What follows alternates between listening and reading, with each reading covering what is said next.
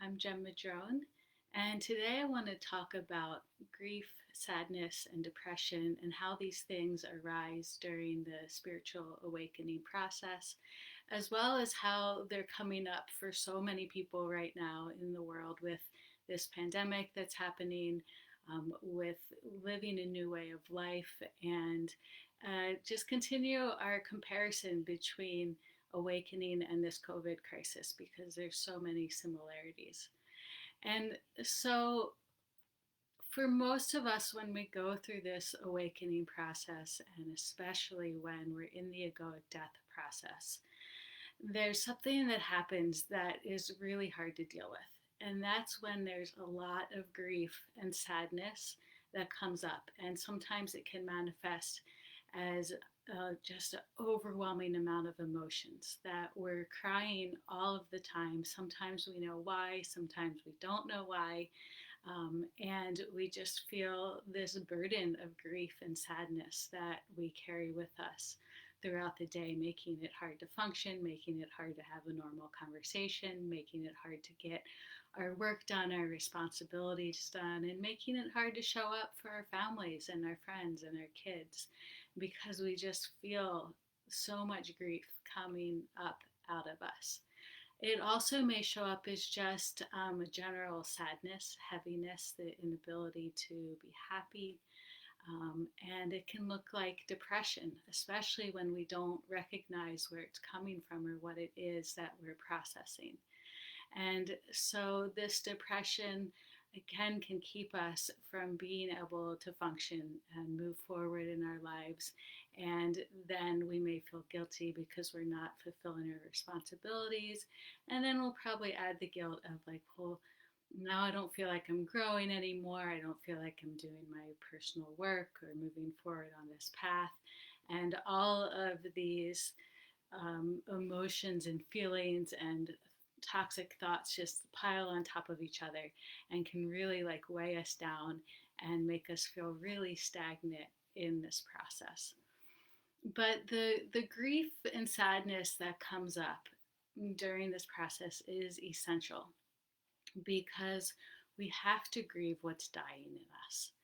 And when we recognize that there is a death of the old us, the old self, there's a death of the old life, there's a death of who we thought we were and what we thought this life was going to look like.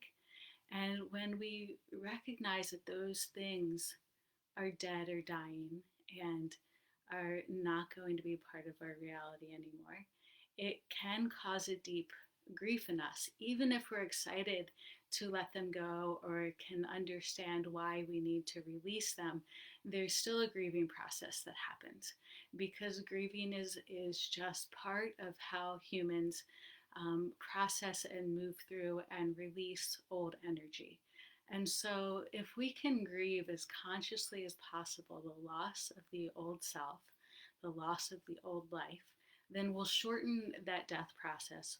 We'll shorten the grieving process, and we'll be able to move through the next to the next phase of our transformation in a more graceful way. And so I encourage you to be present with the grief, to honor the old self and all of the old experiences and everything that it took to get you to where you are right now, and to be grateful for all of those things.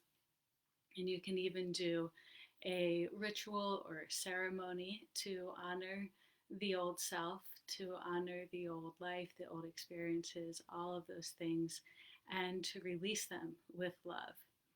And then to very intentionally step away from that old life and into the new life that's waiting for you, the new you. And that can bring up a lot of fears. And so there's a whole lot of videos on that too, about the fears that come up when we go to step into that new life because it's so unknown. And the grieving process can be intense because of the fears of letting go of what is known and stepping into what's not known. And so we also recognize those fears and do what we can to release those fears. Also, again, through ritual ceremony can be a great way to release those fears. And then sometimes we need help moving through those fears because they can be really daunting and overwhelming. And so, this part of the process is very important, like I said, so that we can move through more consciously, with more intention, and more clearly into the new life that's waiting for us, into connecting more deeply with who we are on a truly authentic level. And so we can't skip this part of the process. And, over the past few weeks, couple months actually, we've been talking about how this whole coronavirus situation, this pandemic that's happening right now, how much it parallels the awakening process. And we can see that a lot of people are grieving, and many of us can feel that collective energy of grief and sadness and depression. And there's so much that the world is grieving right now. We're grieving the loss of the people who've passed. We're grieving the loss of our old lives. We're grieving the loss of the way things used to be and what we thought was real and solid and normal now isn't. And so, doesn't that sound familiar? Doesn't that sound exactly like what we've all been going through in this awakening process? And so, we can have a lot of compassion for the other people going through this who may not be as conscious of what's happening.